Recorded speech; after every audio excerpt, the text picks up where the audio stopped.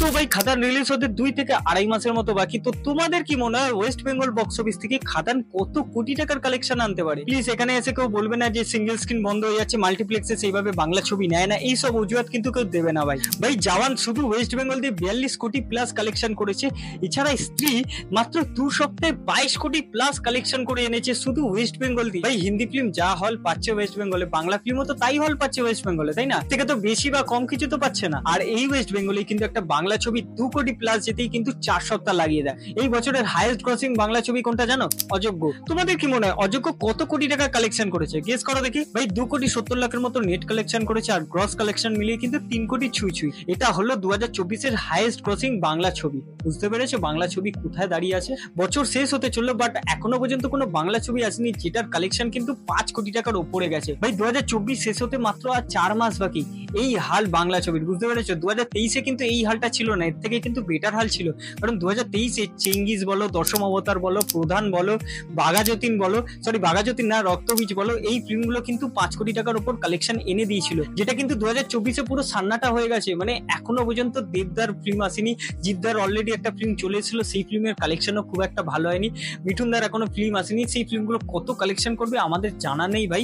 আদৌ কি 5 কোটি টাকার উপর কালেকশন আনবে সেটা নিয়েও কিন্তু ডাউট আছে, কারণ বাংলা ছবির হাল, ওয়েস্ট বেঙ্গলে যা হাল চলছে সেটা নিয়ে কিন্তু যথেষ্ট ডাউট আছে। তবে কি মনে হয় বাংলা ছবি কি সেইভাবে রিলিজ করেনি, বা বাংলা ছবির কি মান অনেকটাই পড়ে গেছে?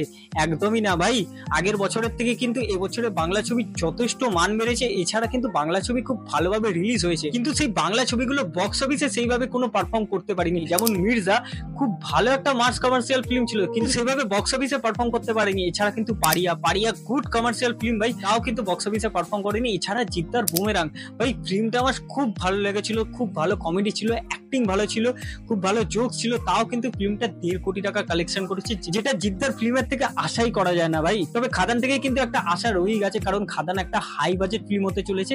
শোনা যাচ্ছে নাকি এই ফিল্মের বাজেট 7 কোটি টাকা পেরিয়ে গেছে। ভাই একটা বাংলা ফিল্মের বাজেট 7 কোটি টাকা পেরানো মানে ভাবতে পারছি কোন লেভেলে গেছে মেকার্সরা। বাংলা ফিল্মের স্ট্রাকচার কিন্তু আলাদা কোনো ইন্ডাস্ট্রির মতো নয় যে 10 কোটি টাকা ইনভেস্ট করলাম, 20 কোটি টাকা পেলাম, স্যাটেলাইট দিয়ে আরো 5 কোটি টাকা, পুরো ব্লকবাস্টার ফিল্ম। এইরকম কিন্তু বাংলা ফিল্মে হয় না। বাংলা ফিল্মের বক্স অফিস থেকে 40% 30% রিকভার হয়, বাদবাকি ফিল্মের রিকভার কিন্তু স্যাটেলাইট দিয়েই হয়। বাংলা ছবি স্যাটেলাইট অত টাকায় বিক্রি হয় না যে 7 কোটি টাকা একটা কোনো বাংলা ছবি দিয়ে দেবে। আর বাংলা ছবি স্যাটেলাইট ভ্যালু কিন্তু আগের মতো নেই যে 2-3 কোটি টাকায় একটা বাংলা ছবি কিনে নেবে স্যাটেলাইট, সেটা কিন্তু এখন নেই।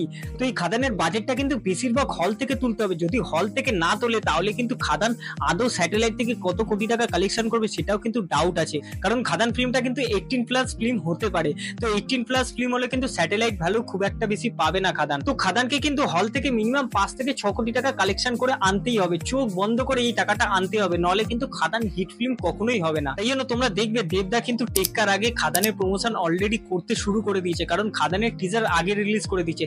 যেখানে টেক্কার কিন্তু শুটিং শেষ, ট্রেলার রেডি আছে, টিজার রেডি আছে, তাও কিন্তু সে রিলিজ করেনি, কারণ খাদানের প্রমোশন আগে করতে হবে, কারণ খাদান হাই বাজেট ফিল্ম। টেক্কা কিন্তু হাই বাজেট ফিল্ম নয়, টেক্কা কিন্তু প্রচুর স্মল বাজেট ফিল্ম, কারণ টেক্কা ফিল্মটা কিন্তু একটা হস্টেজ থ্রিলার। এইরকম থ্রিলার ফিল্ম বানাতে কিন্তু বেশি বাজেট লাগে না। এটার বাকি যে ফিল্মগুলো ছিল তার তুলনায় কিন্তু টেক্কার বাজেট অনেকটাই কম, খাদানের তুলনায় তো অনেকটাই কম। তাই জন্য কিন্তু টেক্কা ফিল্মটা হিট হতে বেশি বক্স অফিস কালেকশন লাগবে না। 2 থেকে 3 কোটি টাকা যদি কালেকশন করে আনতে পারে তাহলে কিন্তু টেক্কা একটা হিট ফিল্ম হয়ে যাবে। সেখানে কিন্তু খাদানকে 5 থেকে 6 কোটি টাকার কালেকশন আনতে হবে। এখানেই কিন্তু টেক্কা সেভ হয়ে যাচ্ছে আর খাদান কিন্তু আনসেভ হয়ে যাচ্ছে। এছাড়াও যেহেতু টেক্কা ফিল্মটা সৃজিত মুখার্জি ডিরেক্ট করছে, তাই জন্য কিন্তু মাল্টিপ্লেক্সে স্টেডি অডিয়েন্স বসে আছে যে টেক্কা ফিল্মটা দেখবে বলে। একটা কিন্তু অ্যাডভান্টেজ আছে, সৃজিত মুখার্জি প্লাস দেব, এই কম্বিনেশনটা কিন্তু জুলফিকারের পর আবার ফিরছে।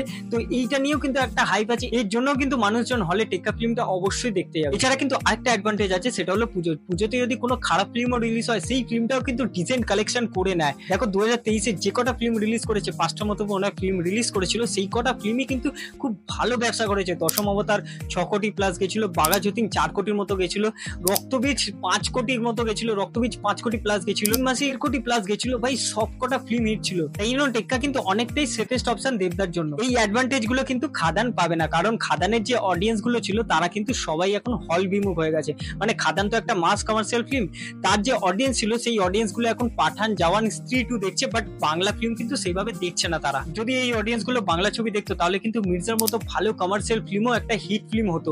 এছাড়া কিন্তু দেবদার একটা মাল্টিপ্লেক্সে স্টেডি অডিয়েন্স আছে যারা কিন্তু প্রধান, তারপর টনিক, সাজবাতি, প্রজাপতি এইসব ফিল্ম কিন্তু হিট করেছে, কিন্তু তারা কি খাদান দেখতে আসবে? যারা প্রধান দেখেছে, প্রজাপতি হিট করেছে, তারা কি খাদান দেখবে? কারণ তারা একটু বয়স্ক অডিয়েন্স, মানে এজেড অডিয়েন্স, তারা কি মার্কেটে ফিল্ম দেখবে? এটা নিয়ে কিন্তু যথেষ্ট একটা ডাউট আছে। এছাড়াও কিন্তু খাদান রিলিজ করছে 20 ডিসেম্বর, তার আগে কিন্তু পুষ্পা রিলিজ করছে 6 ডিসেম্বর। এছাড়া কিন্তু আরো অনেক হিন্দি, ইংলিশ ফিল্ম কিন্তু আছে, সেই ফিল্মগুলো কিন্তু ক্রিসমাসকে টার্গেট করছে। তো এত কিছুর মাঝখানে কিন্তু খাদান হিট হওয়া কিন্তু সত্যিই চাপের। এছাড়া কিন্তু খাদানের বাজেট হাই বাজেট, তো খাদান ফিল্মটা হিট হতে গেলে কিন্তু মাস অডিয়েন্সকে হলে আবার ফিরতেই হবে।